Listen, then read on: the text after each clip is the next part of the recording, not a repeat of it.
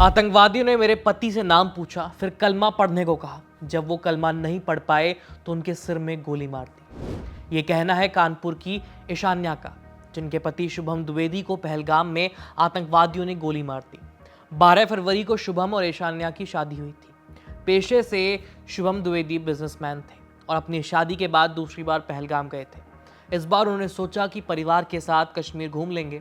पत्नी और उनके परिवार के कुल मिलाकर 11 लोग जम्मू कश्मीर के इस सुंदर इलाके में छुट्टियां मनाने गए थे। लेकिन उन्हें क्या पता था कि शुभम की पहलगाम की ये दूसरी यात्रा उनकी अंतिम यात्रा बन जाएगी।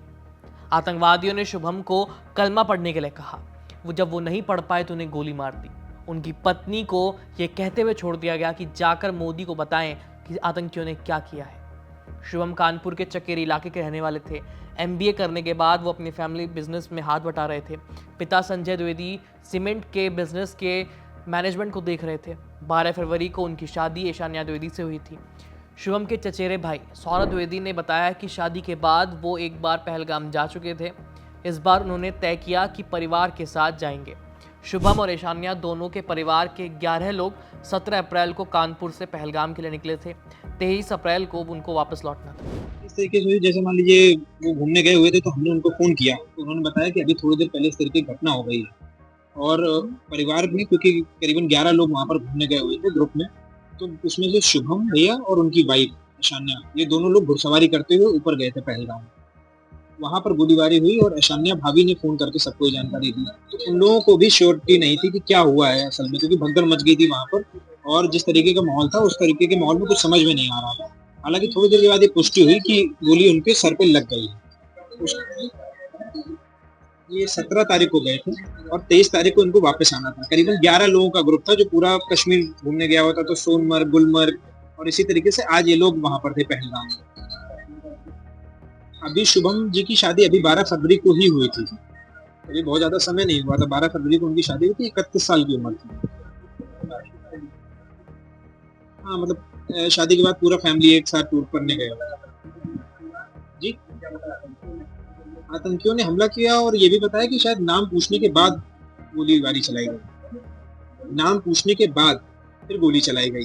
सौरभ ने बताया कि उन्होंने घटना का एक वीडियो देखा जिसमें शुभम भी था। उनकी पत्नी ने बताया कि आतंकवादियों ने उनसे उनका नाम पूछा, फिर उसे कलमा पढ़ने के लिए कहा। जब वो कलमा नहीं पढ़ पाया तो उसे गोली मार दी। ईशान्या ने सौरभ को बताया कि उसने आतंकवादियों से उसे भी गोली मार देने के लिए कहा, लेकिन आतंकियों ने उसे गोली मारने से मना कर दिया। आतंकियों ने उससे कहा कि वापस जाए और मोदी को बताए कि उन्होंने क्या किया है। बता दें कि जम्मू कश्मीर के पहलगाम में मंगलवार को आतंकवादी हमले में 26 लोग मारे गए। दोपहर करीब 2:30 बजे यह आतंकी हमला हुआ।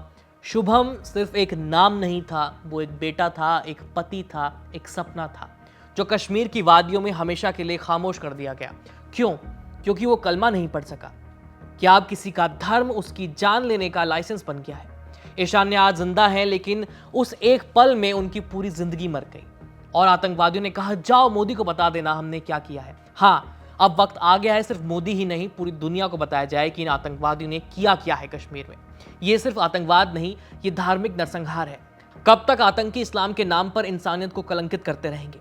अगर आज हम चुप रहे तो कल कोई और शुभम मारा जाएगा, कोई और ईशान्या विधवा बन जाएगी। अब खामोश रहना गुनाह है। अब जरूरत है एकजुट होकर आतंक के खिलाफ आवाज बुलंद करने की। शुभम की मौत सिर्फ एक इंसान की ही नहीं, इंसानियत की हार भी है।